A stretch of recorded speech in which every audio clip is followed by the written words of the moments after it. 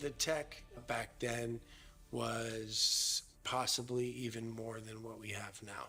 There's videos in the 1930s, 1940s of hoverboards and portable scooters that ran off of electricity. They used to have self-parking cars. Right when photography was invented, you have these electric trolleys running wireless around cities.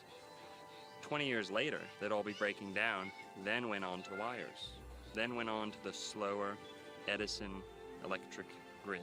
And remember that they have much, much more than what they're giving us. They are slowly giving us back the technology that was once here, that they found from the previous civilization. It's funny, right? Because they drop it back in doses, pretend like they're the heroes to reintroduce it. But meanwhile, that very thing that was designed to create freedom and creativity within humanity is now spun to be used for manipulation and control. But it's dropped in those doses where we just accept it, and the line gets pushed further and further and further, and people just sit back and they're just like, this is life.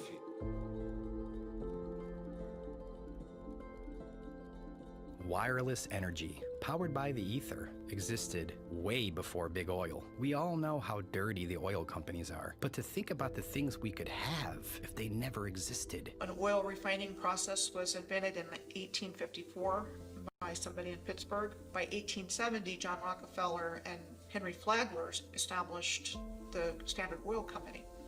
And so it was like they needed to get a replacement energy source as quickly as possible. And they got it from this mining of resources.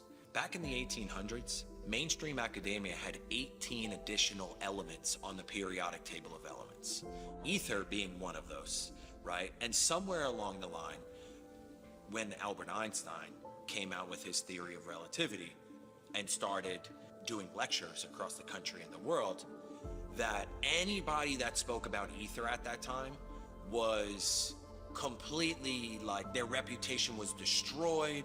They lost their laboratories, they lost their teaching jobs, like what we saw in 2020. A lot of times they'll leave the breadcrumbs. A lot of times the truth is in plain sight.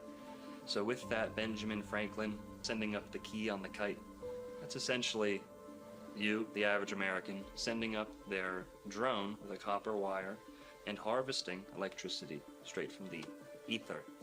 I think that the ancients understood very well that the ether is real and that there's ways of channeling atmospheric energy, earth energy, and I think that they built their buildings with this in mind. If we had access to free energy, I mean, imagine if you could just walk into the forest anywhere you want and you could just put up a little device and a resonator and you could build yourself a castle and just do it, levitate stones and just create a kingdom.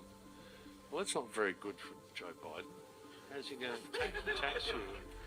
How's FEMA going to work with you in that situation? And how, that's why it's so dangerous to him. That doesn't work when you're introducing an electric system that is dependent upon a power source, a bunch of wires, meters, and your output that you're having to pay for, where you become dependent on a system of scarcity. This old way of doing things was based upon a system of abundance and plenty, because there's no end of the energy that's all around us all the time. There's another way of doing things. We don't have to live in this way of constant crisis because of constant scarcity. We can break through it, and I think that we're on the verge of rediscovering this knowledge at a very curious time where the old system is actually falling apart.